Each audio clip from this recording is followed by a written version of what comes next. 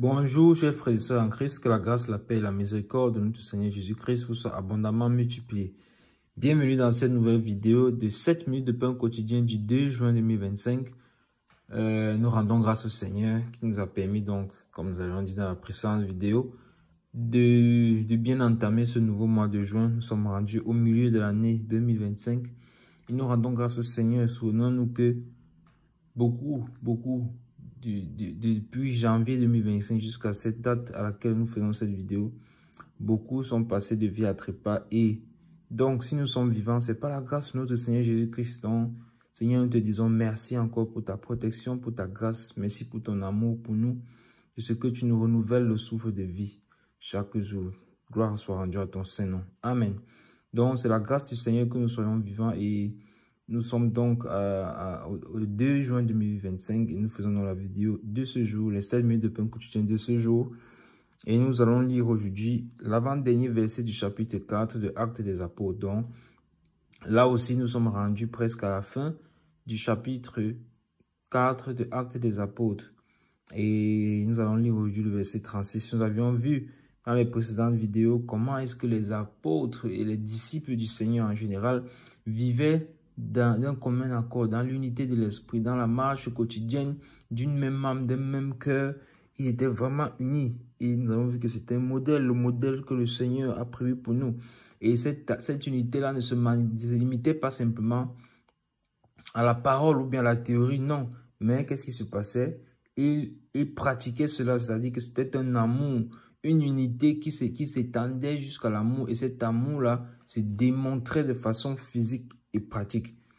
Et comment se démontrait-elle cet amour et cette unité? En réalité, se démontrait dans le fait que ceux qui étaient dans l'abondance vendaient ce qu'ils avaient comme abondance, que ce soit les terrains, que ce soit les maisons, dans le but de déposer cela au pied des apôtres pour qu'on fasse la distribution de à ceux qui sont dans le besoin. Et voilà donc comment la parole de Dieu avait déclaré clairement qu'il n'y avait aucun indigent parmi eux. Aucun indigent. C'est ce que nous avions lu au verset 34. Il n'y avait aucun indigent parmi eux. Pourquoi? Parce que les biens étaient répartis de façon à ce que personne ne soit dans le manque. Contrairement à ce que nous voyons malheureusement aujourd'hui, où l'amour disparaît dans les cœurs, où la cupidité gagne du terrain et l'égoïsme et l'égocentrisme est de plus en plus répandu. Donc nous avions vu que nous devons marcher dans l'amour et pratiquer cela et démontrer l'amour tel que le Seigneur l'a fait pour nous en donnant sa vie pour nous. Donc, l'amour se démontre. Amen. Donc, et nous allons donc lire ici au verset 36, qui est une sorte de verset transitoire. Parce que dites-vous bien toujours que la parole de Dieu, la Bible que nous sommes en train de lire, c'est découpé en chapitres. Mais les chapitres là ont juste été positionnés pour faciliter la lecture. Pour faciliter la lecture, vous voyez donc.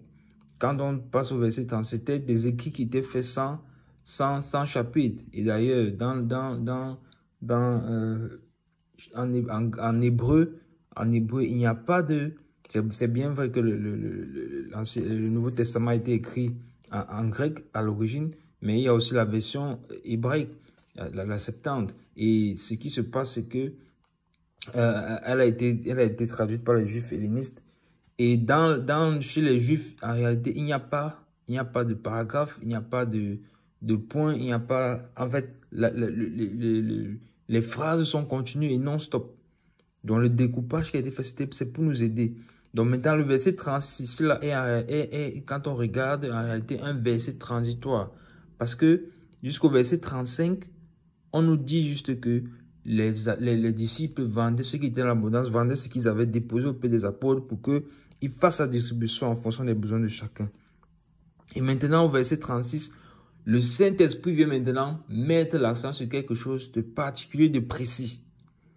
Et ça, je vous avais dit dans la dernière vidéo que quand nous allons commencer au verset 36, ce sera vraiment très intéressant. Il y aura une très grande leçon que nous allons tirer à partir du verset 36 et en plongeant au niveau du chapitre 5. Donc, il se passe que le Saint-Esprit veut nous attirer l'attention sur quelque chose. Parce que tout d'un coup, le verset commence en disant Joseph. Amen. On nous dit On nous dit que les disciples vendaient, les disciples faisaient ceci, imitaient d'une unité d'esprit, d'un même cœur, d'une même âme. On parle des saints, tous ensemble. Et maintenant, tout d'un coup, on met l'accent sur une seule personne, Joseph. Amen. Quand on dit déjà Joseph comme ça, là, ça doit déjà susciter quelque chose en vous. Oui, mes bien-aimés, donc je suis en train de vous montrer comment par l'Esprit de Dieu, on lit la parole, on a reçu par la grâce du Seigneur à détecter les messages que le Saint-Esprit veut nous faire passer. Il dit Joseph, Joseph. Et quand on dit rien que le nom Joseph, doit déjà commencer à faire remonter en nous tous les Joseph qui sont dans la parole. Et en même temps leur histoire. Vous voyez, on a déjà Joseph dans le livre de Genèse. On a Joseph, le père physique de notre Seigneur. Joseph, l'époux de Marie. Donc il dit Joseph, Joseph. Maintenant, continuons donc de voir ce qu'est devenu ce Joseph.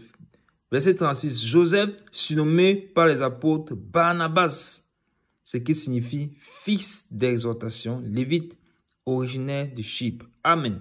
Ouais. Voilà donc ce qu'est devenu ce Barnabas, ce Joseph. Barnabas, il a été surnommé par les apôtres. Est-ce que vous voyez ce qui est en train de se passer, mes bien-aimés?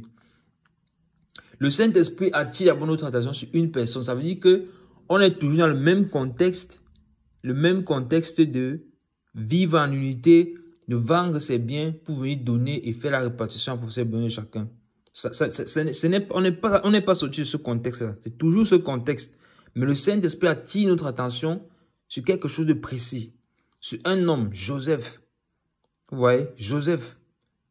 Donc, c'est dans ce contexte-là que le Saint-Esprit va utiliser Joseph, en fait. C'est dans ce contexte particulier-là que le Saint-Esprit va utiliser Joseph. Et à partir de là, maintenant, le Saint-Esprit va nous donner un enseignement qui va être valable pour toute l'Église qui va à partir des Actes des Apôtres, de la première Église jusqu'à nos jours. L'enseignement-là que le Saint-Esprit va donner au travers de la vie de Joseph est valable. Et à partir du chapitre 5, ça va continuer. Il dit Joseph. Donc ça, c'est la toiture, si je peux m'exprimer ainsi. Ça dit que le contexte là, c'est la toiture, si vous voulez. Et maintenant, on entre dans l'intérieur de la maison. Et maintenant, il donne encore d'autres petits biscuits, d'autres petits enseignements à l'intérieur. L'autre petit enseignement qui est comme une pièce dans de la maison, il dit, surnommé par les apôtres Barnabas. Et la leçon maintenant, c'est la sous-leçon maintenant que le Saint-Esprit nous donne à ce niveau, c'est que vous voyez que le Saint-Esprit peut changer la vie, le nom, pas la vie, enfin, en réalité la vie aussi. Donc, changer le nom, mais quand il change le nom, ça change aussi la vie. Amen. Donc, le Saint-Esprit dit qu'un homme appelé Joseph a été surnommé par les apôtres Barnabas. Barnabas. Sous l'inspiration du Saint-Esprit, ils l'ont surnommé Barnabas. Est-ce que cela est nouveau? Cela n'est pas nouveau, mes bien-aimés.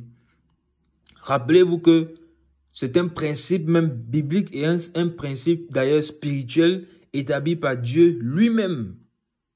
Amen. Et d'ailleurs, le Saint-Esprit n'est pas différent de Dieu. Donc, c'est normal que, poussé par le Saint-Esprit, il peut donner un nouveau nom à Joseph, qui est Barnabas. Voyons donc les exemples dans la parole de Dieu. Notre père dans la foi, Abraham, au départ ne s'appelait pas Abraham, il s'appelait Abraham.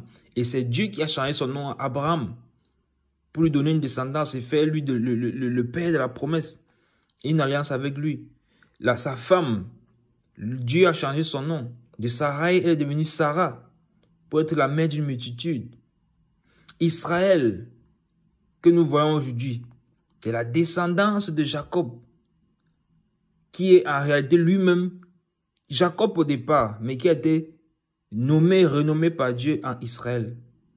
L'apôtre Pierre, qui depuis le livre des Actes des Apôtres ne fait que prendre la parole ici, que nous étudions depuis, ce n'est pas le nom qu'il avait au départ.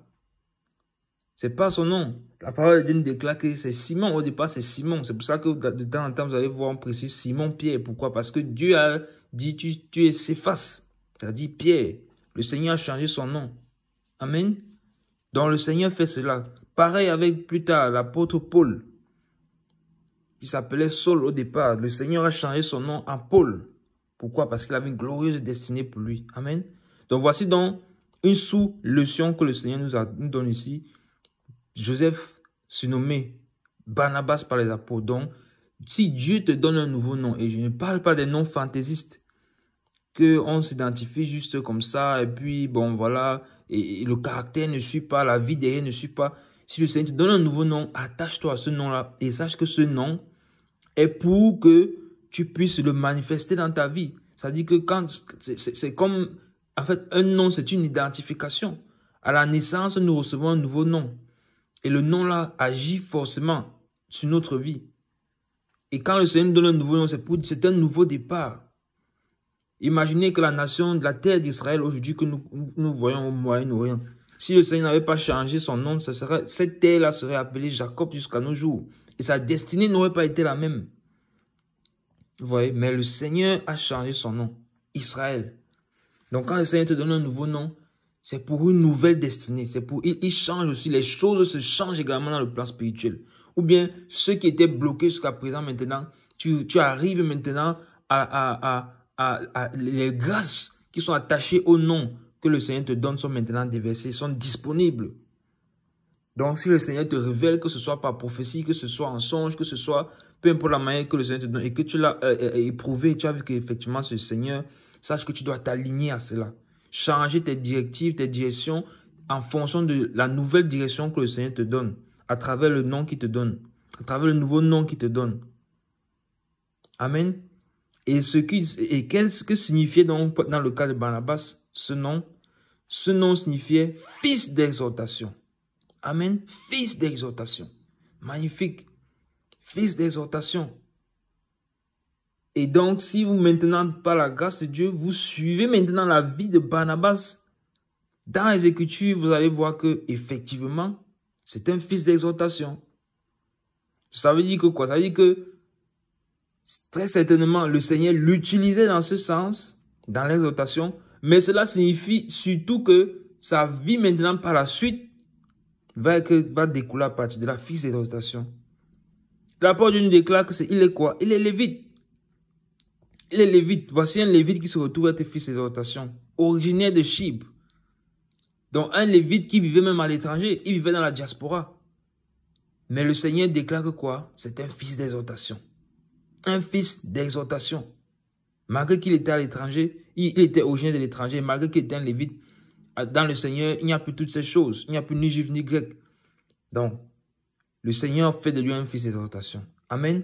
Donc voici donc la chambre dans la maison. Nous avons vu que la toiture reste toujours le cadre de partager les biens, vivre dans l'unité de l'esprit, ainsi de suite.